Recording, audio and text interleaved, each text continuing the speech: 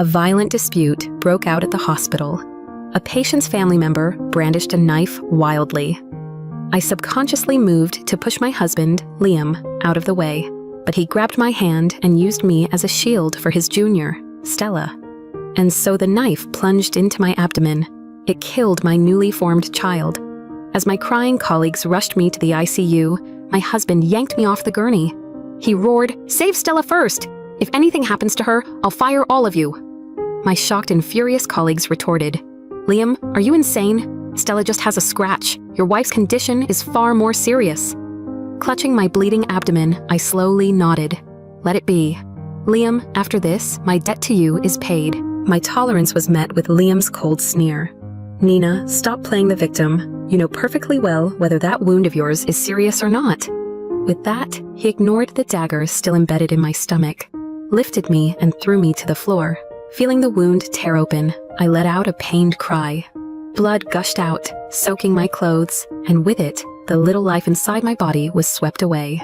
Meanwhile, he was gently cradling his junior, Stella, and placing her on the hospital bed. "Stella, don't be afraid. I'm here, you'll be all right." Stella's arm had a shallow cut, yet she was sobbing her heart out. "Liam, my wound hurts so much. What if the nerve is damaged and I can't hold a scalpel anymore?" Liam was heartbroken. "You silly girl, I'll still take care of you. I will make sure the person who hurt you goes to jail." The vice director stood to the side, frowning as he spoke. "Director Lockwood, Mrs. Lockwood is pregnant with your child. That's a deep wound. If we don't save her now, I'm afraid both mother and child will be lost."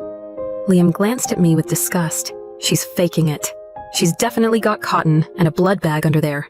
She planned this with that troublemaker to trick me. How could I fall for it?" My colleagues stared in disbelief, unable to comprehend that these words came from a hospital director. And that man was my husband of 7 years.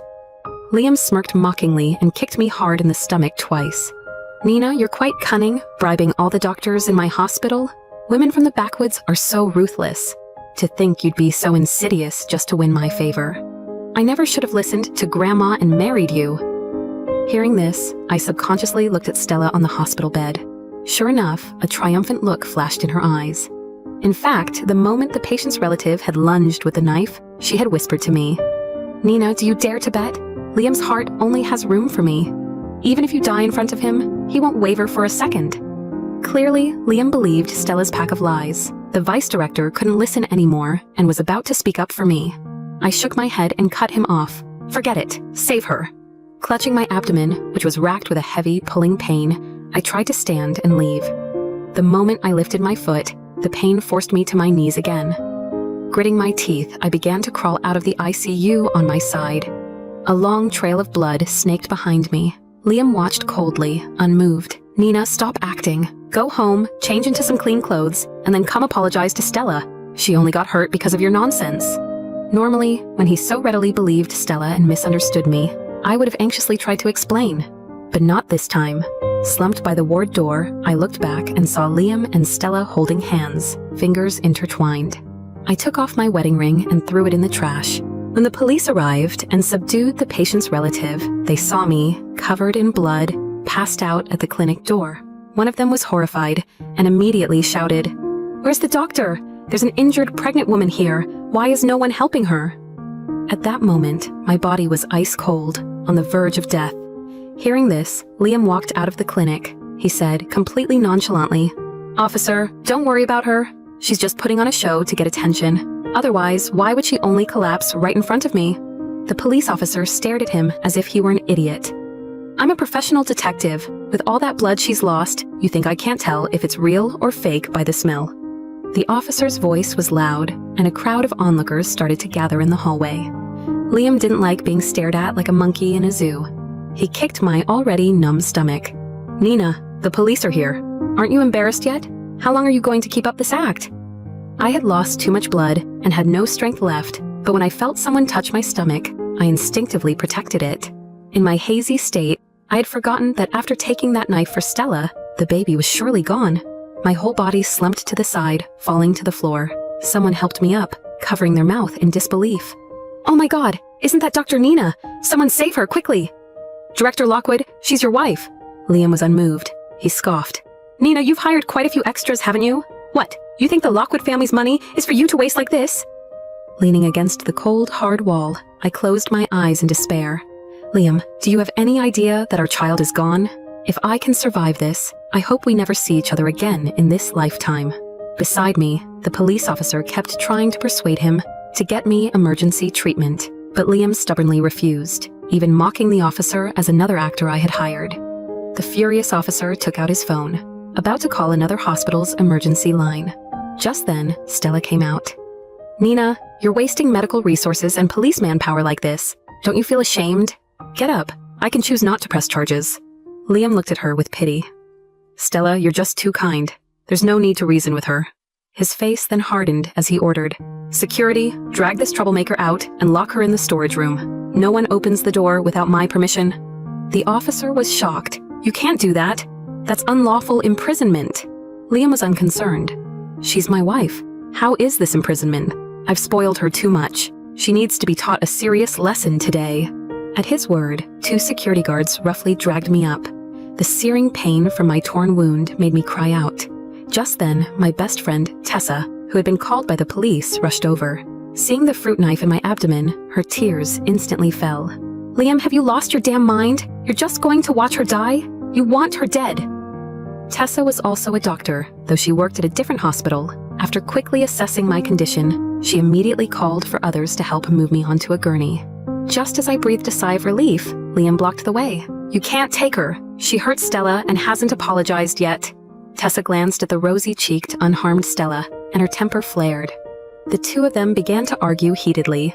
Lying on the gurney, my heart was numb. Liam, we've been married for 7 years. Can't we just part amicably? Do you have to take my child and then my life? Suddenly, a shadow fell over me. Liam strode over. Fine, since none of you believe me, I'll show you whether that knife is in her stomach or a blood bag. He gave a mocking laugh. Nina, I've given you plenty of chances. You're the one who refused to take them. With that, he raised his hand, gripped the handle of the knife, and prepared to pull it out. As a doctor, I knew with absolute certainty that if he pulled out that knife, I would die. But I'd just spoken differently. Fine, Liam, pull it out. Once you do, my debt will be paid. I was a poor student, sponsored by the Lockwood family. The Lockwood family's kindness over so many years would be repaid with my life and my child's.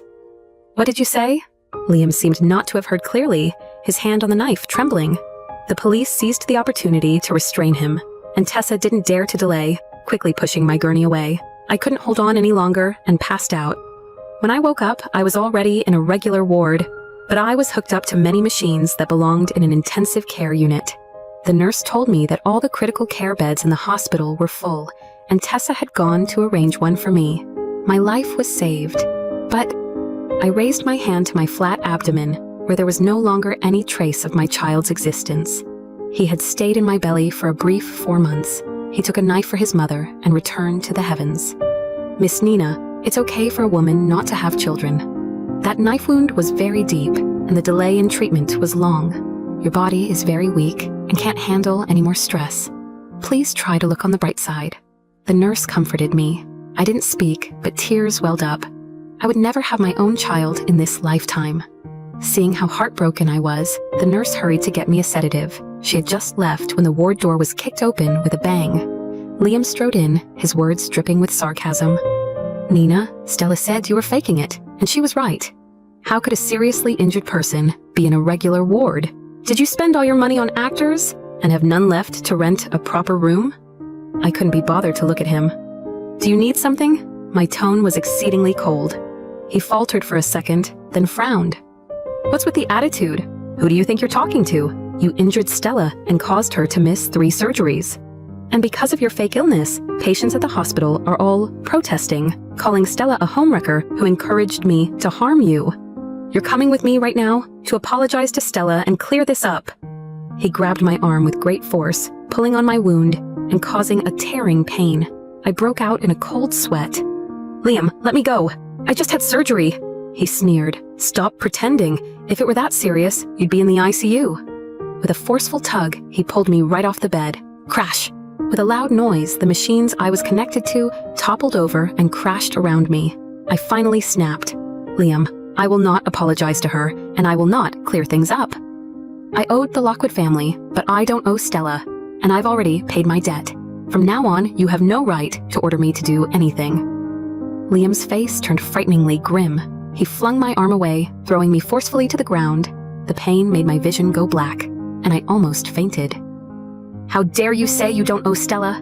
When Grandma died, if you hadn't spread rumors, how could Stella have been treated as a murder suspect, causing her to have a depressive episode and lose her chance to study abroad? You were the real killer. You're the one who threatened Grandma to make me marry you." I curled my lip. So that was why he married me, yet never treated me well. Back then, Grandma Lockwood had said that if he dared to marry Stella, she would strip him of all his shares. He chose me to protect his power while continuing to maintain an ambiguous relationship with Stella. I laughed coldly. "Liam, you are incredibly foolish. Have you never considered that if Stella were truly innocent, why would someone as kind as Grandma despise her so much?" Grandma Lockwood was wealthy but not snobbish. I came from a poor background, but Grandma always treated me as an equal. Liam was visibly stunned. Stella's mother suddenly burst in. "Liam, quickly, take Miss Nina to the press conference. If you're any later, Stella is about to break down from all the online harassment." Liam came to his senses. "Auntie, I'm sorry. I'm the one who wronged Stella." His tone was incredibly gentle, his face filled with guilt. He turned and grabbed me again. This struggle caused my newly stitched wound to tear open, and I started bleeding again. The pain made me pass out. As if he hadn't seen a thing, Liam started dragging me out like a dead dog. "Nina, are you fucking done yet? You put on this huge show, and in the end, nothing's even wrong with you. If you think you can avoid taking responsibility for hurting Stella by playing dead, you're incredibly naive." Liam sneered at me. Just then, Tessa, who had finally secured a critical care room for me, rushed back. Seeing the scene before her, she looked ready to kill someone.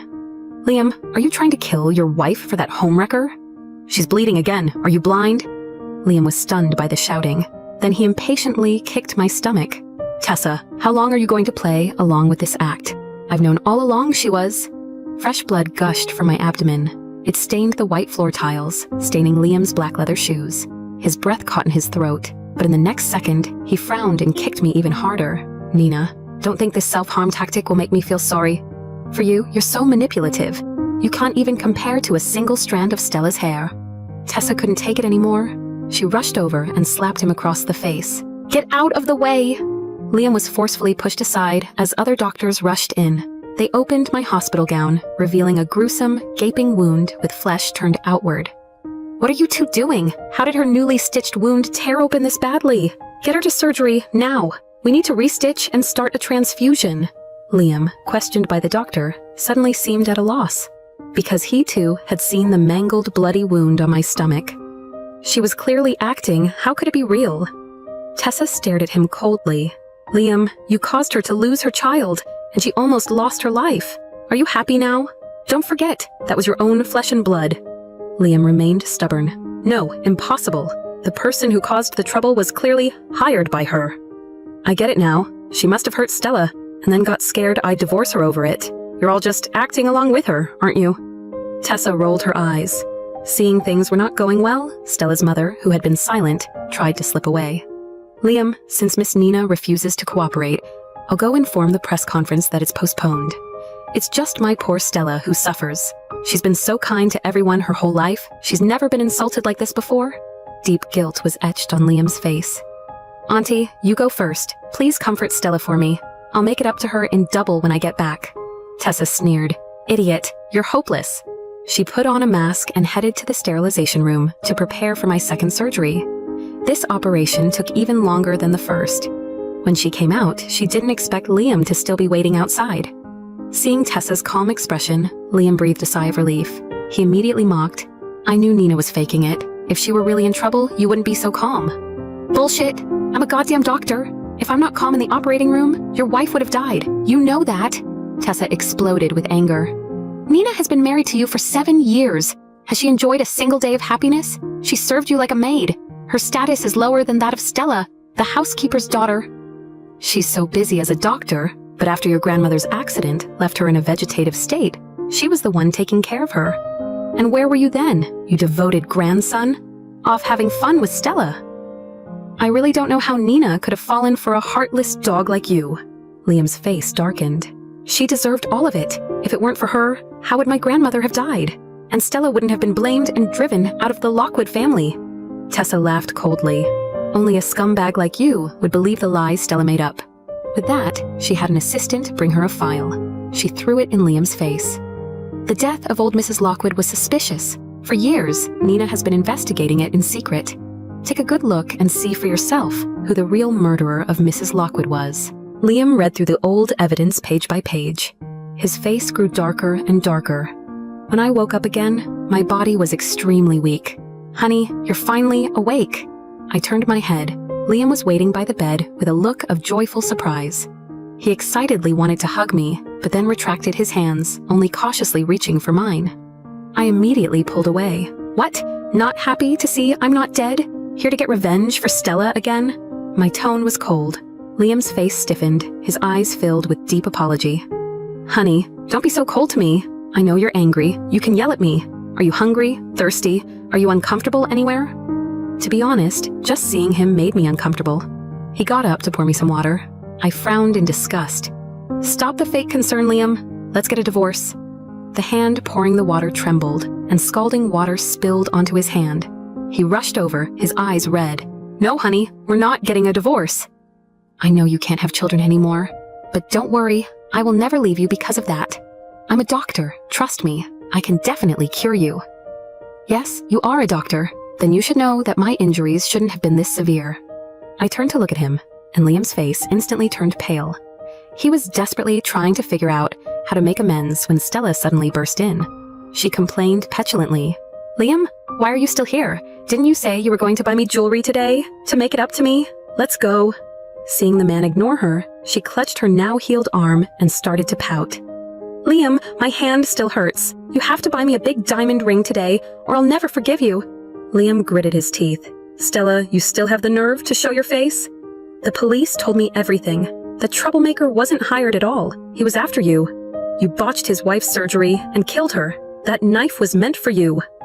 Stella, he was your patient's family member. You must have recognized him. Why did you lie to me and make me misunderstand Nina? Stella was stunned, blinking innocently. How was I supposed to know? Besides, I was seriously injured too. I came to find you, and instead of caring about me, you yell at me.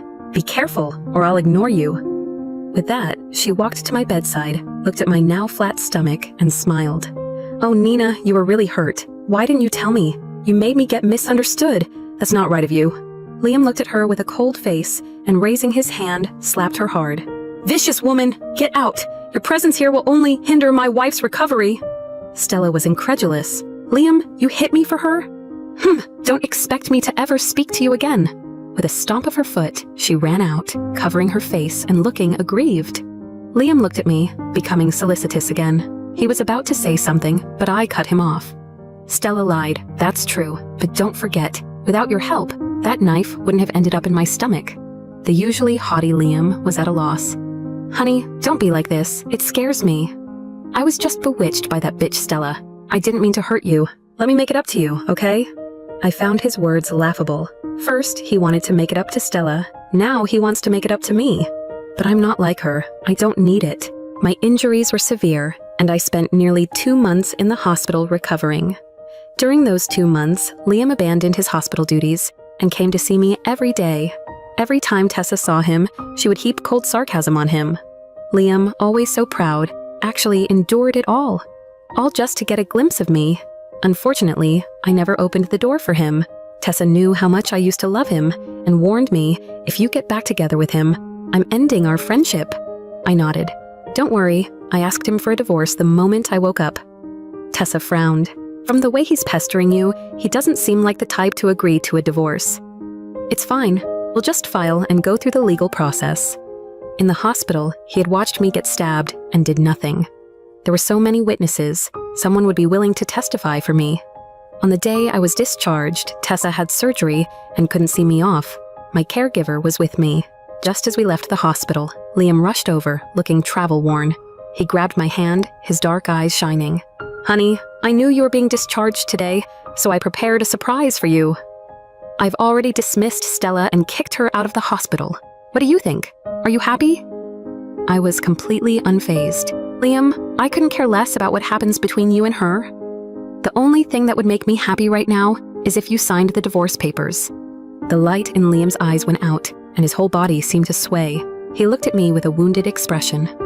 "Honey, we've been together for 7 years. You can't just throw it all away. You can't be so cruel." He wanted to say more, but his phone suddenly rang. He was about to angrily hang up, but accidentally answered the call. The sobbing voice of Stella's mother came through. "Liam, after you fired Stella, she started a hunger strike. Please come and see her. Buy her a little gift to cheer her up. Otherwise, if she hurts herself, you'll feel bad seeing it too." Listening from the side, I let out a cold laugh. Liam couldn't hide his embarrassment and started shouting into the phone. "If your daughter wants to die, then let her die. I won't stop her." Also, I already know the truth about what happened to my grandmother back then.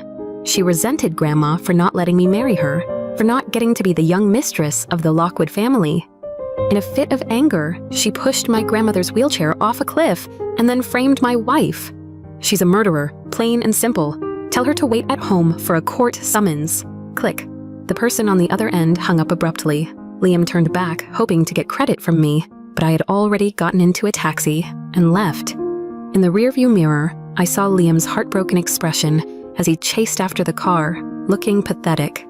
I closed my eyes, my thoughts drifting back to the year we first met. I was once a poor student, heavily sponsored by the Lockwood family.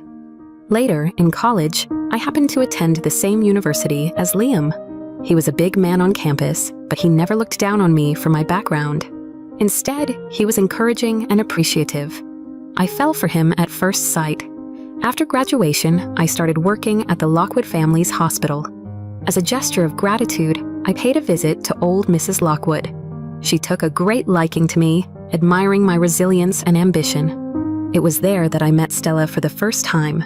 She was the daughter of the Lockwood's housekeeper. She acted obedient and sensible, and said that one day she wanted to become an outstanding surgeon like me, to be Liam's right-hand woman. Later, she really did become his junior. By then, Liam and I were already married. I treated Stella like my own sister, and I thought Liam did too. Until one time he got drunk. He grabbed my hand and called me Stella. He said, "Stella, only when I'm with you do I feel like I'm in love. I regret marrying Nina. She's so rigid and boring, absolutely no fun. If it weren't for Grandma liking her, I would have definitely married you." They say a drunk man's words are a sober man's thoughts. Even if he once had feelings for me, they were as light as a breeze. A few words from Stella were enough to blow them away. My serious illness and hospitalization were indeed instigated by Stella's provocations. But if Liam hadn't been so biased and willing to believe her, things wouldn't have gotten this bad. Neither of them was a good person. I took a taxi back to the villa where I had lived with Liam for 7 years and packed up all my belongings. Some were clothes and gifts Liam had bought me during the first 2 years of our marriage. Some were household items and decorations I had added to our home. Very little of it truly belonged to me. I didn't take any of it with me. Instead, I had the cleaning service take it all to be incinerated. All those things, filled with 7 years of memories, both painful and happy, disappeared in a blaze of fire. Just like my feelings for Liam, burned to ashes. He drove back just as I was throwing our wedding album into the fire. "Nina, stop!" He stumbled out of the car before it had even fully stopped, running over like a madman. He reached out, trying to grab the album, but the flames had already swallowed it. Liam's eyes turned red. He grabbed my shoulders and shook me relentlessly. "That's our wedding anniversary album. Didn't we agree to take a new photo every year to put in it?" "No need. We stopped adding new photos after the 3rd year anyway. What's the point of keeping it?"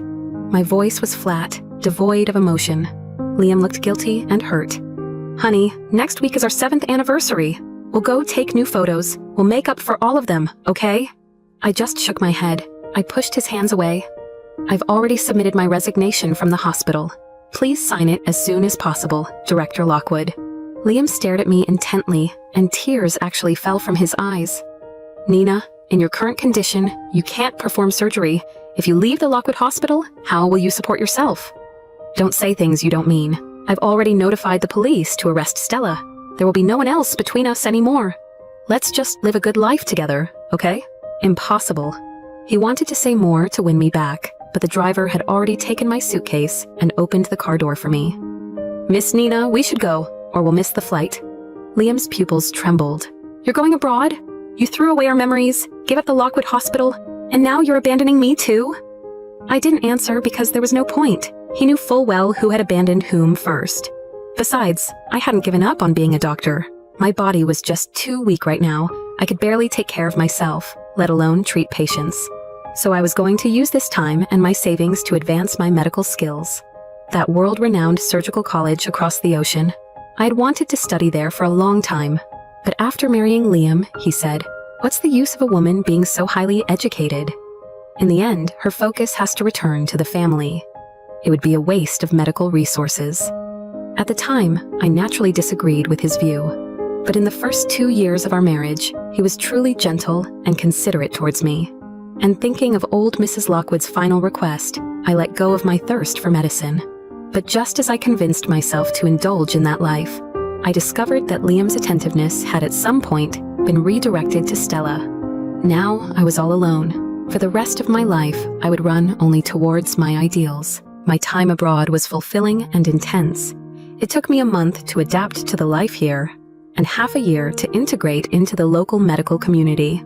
At first, they were dismissive of this unfamiliar face, but after a few joint training surgeries, everyone saw me in a new light. In my spare time, I also began to exercise more to rebuild my physical strength. To stand in an operating room again, abundant stamina and a strong, calm mind are both essential. Just as my life was starting to look up, Tessa called with some gossip. "Nina, it's Sweet Justice.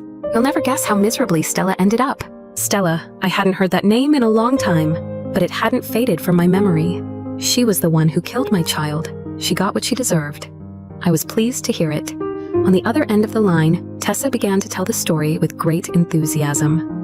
"Remember when you were leaving the country and the police were arresting Stella?" I nodded. I remember. At that time, I had just finished gathering the evidence. I was seriously injured in the hospital before I could report it, and in the end, Liam beat me to it. Well, that homewrecker Stella really has some tricks. She couldn't handle the pressure of being a fugitive, and she wasn't willing to spend the rest of her life in prison, so she found a smuggler to sneak her out of the country. To leave, she sold the 3 luxury cars Liam had given her. In the years Liam doted on her, she had profited handsomely. Stella had hoped to find some pleasant place overseas to live out her days. Who would have thought that the smuggler, seeing how lavishly she spent, and that her suitcases were full of luxury goods and jewelry, decided to just take everything? If she hadn't lied about having AIDS, she probably would have lost more than just her belongings. After successfully reaching a new country, she wanted to go to the police, but as an illegal immigrant, going to them would be like turning herself in. Helpless, she had to accept her bad luck. To survive, she used the last of her money to pull some strings and get a fake identity. She went from one major hospital to another. She was confident that with her golden reputation from the Lockwood Hospital, she would surely find her place, even in a new country. As Tessa spoke, she couldn't hold back a laugh. That Stella has some nerve. She doesn't even think about how she got to be a chief physician at the Lockwood Hospital in the first place. Everyone in the field knows that those difficult major surgeries she took credit for were actually performed by you. Holding the phone, my thoughts drifted back. Back then, Stella was hired by Liam as an intern, an exceptional case. He was probably afraid she would make a mistake and ruin the reputation of the Lockwood Hospital. So for every one of her surgeries, Liam forced me to be present. I was supposed to be in an assisting role, but Stella always used various excuses to make me the lead surgeon. Then, when it was time to close up, she would rush forward to take over. After a major surgery, I would be exhausted, but she would rush out first to accept the gratitude of the patient's family. With her clever wording, she could almost instantly convince them that she was the lead surgeon who had snatched someone from the jaws of death. I had brought this up with Liam. If Stella had real skills, I wouldn't care who received the family's thanks. But she was completely incompetent, yet arrogant. If this continued, one day an innocent patient would pay for her hubris with their life. At first, when Liam heard this, he would give a perfunctory response, saying he would consider it. Later, when I saw no action from him and reminded him again, his response turned to impatient scolding. "Nina, what's your problem? Isn't it just that Stella is younger and more capable than you? Do you have to be so jealous that you talk bad about people behind their backs?" After that, I kept my mouth shut. And Stella also started to believe the successful surgeries were her own doing, that she was just that good. So for the surgery on the wife of the patient who caused the trouble, Stella, afraid I would steal her credit, specifically told Liam not to let me participate. As a result, an innocent life was lost under her scalpel. And as a consequence, my child also lost their life. Tessa laughed heartily. She applied to several major hospitals, but after one surgery, she was fired on the spot. No legitimate hospital would hire her after that. Eventually, she ended up working in various unlicensed, shady clinics, performing illegal transplant surgeries. With her skill level, how could she handle such complex operations? In the end, of course, a surgery failed. The enraged patient's family shot her dead on the spot. Hearing this, I felt a sense of satisfaction. She had harmed Grandma Lockwood, my child, and 2 other innocent patients. 4 lives. Even if she died 10,000 times, it wouldn't be enough. I didn't let this affect me for too long and refocused my energy on my medical studies. But just as things were settling down, the storm returned. Liam, whom I hadn't seen in half a year, suddenly paid a visit. It was almost Christmas, and I was at the supermarket buying things with a few classmates, planning a small get-together. He stood in the bustling supermarket, and the moment he saw me, his eyes lit up. Watching him walk briskly towards me, I didn't run. Because I had never wronged him, never owed him anything. I was not the one at fault. Liam stood a meter away, hesitating, not daring to come closer. The tall, upright figure I remembered had become much thinner. His face was haggard, and he had lost his former radiance. This grown man had a pitiful, wronged look in his eyes, like an abandoned puppy. Others might feel sorry for him, but I wouldn't. "Nina, Tessa told me you weren't well and needed to rest, so I waited until now to come find you. Your anger should have subsided by now. Come home with me." He tested the waters cautiously. I was very calm. "I will return to the country eventually, but it has nothing to do with you. If you don't want to make things ugly, just sign the divorce papers." Liam frowned. "Nina, it's been half a year. You've punished me for long enough." He stepped forward to grab me, but my classmates immediately stepped in, pushed him to the ground, and started punching and kicking him. Liam was stunned for a moment. He looked at me in disbelief. "Nina, you told them to do this?" "Yes. The moment I saw him, I had quietly told my classmates that he was my enemy." Liam struggled fiercely. One of my classmates swung a punch. Before it even hit his stomach, he suddenly coughed up a mouthful of blood. My classmates froze, no one daring to make another move. They looked at each other, then at me. We were all doctors. We knew that the smell of blood was real. I walked over to him, looking down from above. Liam looked at me, his eyes suddenly bright. "Nina, it hurts so much." I curved my lips and kicked his stomach lightly. "Liam, you must have a blood packet in your mouth. Is it fun putting on this show?" The light in the man's eyes extinguished rapidly. His expression was pained and desolate. Although my classmates disliked him, their duty as doctors took over. One of them knelt to check on him. Immediately, their expression turned tense, and they said that Liam most likely had a serious liver problem. They took out their phones to call for an ambulance. I stopped them. Looking at Liam struggling on the ground, I spoke in a faint tone. "Don't worry about him. This self-harm tactic is just to make me feel sorry for him. Otherwise, why else would he only collapse in front of me?" The words Liam had once said to me, like a boomerang, each one came back to strike him. Liam coughed up another mouthful of blood and gave a bitter smile. "I'm sorry, I'm so sorry. Back then, you must have been in so much pain, so helpless. I'm sorry I didn't believe you then." The memory of me lying near death at the clinic door flashed through my mind. My eyes reddened, but I straightened my back. Without a moment's hesitation, I strode past him. That night, Liam was rushed to the hospital for emergency treatment. Late-stage liver cancer, treatment was largely futile. He could only rely on painkillers to get through each day. We were in the same city, but I never went to see him. 2 months later, his critical condition notice was issued. The hospital called me, because I was the only contact in his phone who was reachable abroad. I was in class at the time. I didn't let him disrupt my schedule. At 8 p.m., when my class ended, I finally made my way to the hospital. By now, Liam was barely conscious, his life hanging by a thread. He opened his eyes and saw me sitting by his bed. He struggled to take my hand. He said, full of longing, "Nina, I had a beautiful dream. In the dream, there was no Stella. Our child was born healthy, and the 3 of us were a happy family. Nina, if there's a next life, I will never choose Stella. I will definitely love you with all my heart." I pulled his withered hand away. I looked at him and said, "Perhaps there's a next life, but you don't deserve one. I don't want to see you again in this life or the next. Go to hell. Go there and atone for what you did to my child." The look in Liam's eyes froze, and then he closed them for good in complete despair.